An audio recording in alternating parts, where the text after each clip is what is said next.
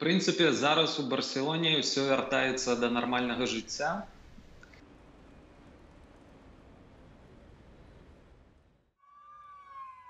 Мы знаходзіліся, ў прынцыпе, ў самым эпіцэнтры, таму што там, дзе я працую, мы знаходзімся ў гатычным квартале, гэта літаральна 500 метраў ад таго месца, дзе спыніўся гэты фургон. Бачылі людзей на вуліцах, якія кудысьці беглі, і проста мы пачалі закрываць дзверы.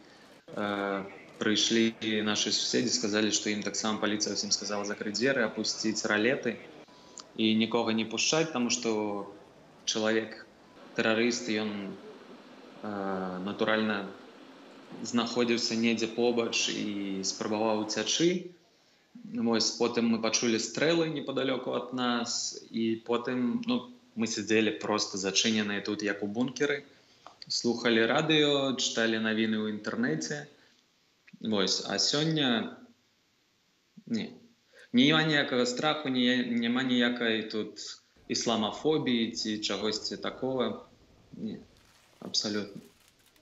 То бок, усе разумеюць, што гэта цяперашняя еўрапейская рэальнасць, на жаль. І што асноўная мэта тэрарыстаў гэта запужаць, і што яны гэтай мэты проста не дасягнуць.